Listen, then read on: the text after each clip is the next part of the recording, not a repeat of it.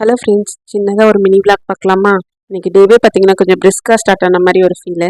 என்னென்னு பார்த்தீங்கன்னா இந்த க்ளீனிங் ஒர்க் தான். இந்த மாதிரி வேலைக்கெல்லாம் பார்த்தீங்கன்னா அம்மா கூப்பிடவே வேண்டியதில்லை, நாங்களே போய் ஐக்கியமாயிடுவோம்.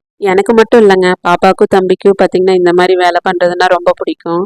யாருக்கெல்லாம் இந்த மாதிரி வேலை பண்ணுறது ரொம்ப பிடிக்கும்னு மறக்காமல் கமெண்ட்டில் ஷேர் பண்ணுங்கள். சிம்பிளான ஒரு ரசம் ரெசிபி ஷேர் பண்ணுறேன். அதுக்கு 3 தக்காளி, சின்னதாக ஒரு புளி, மிளகாத்தூள், உப்பு, மஞ்சத்தூள், கொத்தமல்லி தழை போட்டு நல்லா பிழிஞ்சு கரைச்சி சக்கையில் எடுத்து வச்சுக்கோங்க. உரலில் பார்த்தீங்கன்னா 1 டீஸ்பூன் ஜீரகம், 1 டீஸ்பூன் குருமிளகு, 1 டீஸ்பூன் மல்லி, கருவேப்பிலை, பூண்டு, சின்ன வெங்காயம், வரமிளகா நல்லா இடித்து எடுத்து வச்சுக்கோங்க. தாளிக்கிறதுக்கு பார்த்திங்கன்னா கடுகு, சின்ன வெங்காயம், கருவேப்பிலை, அப்புறம் நம்ம இடித்து வச்சதையும் போட்டு நல்லா வதக்கி விட்டு நம்ம கரைச்சி வச்சிருந்த ரசத்தையும் சேர்த்திக்கிங்க.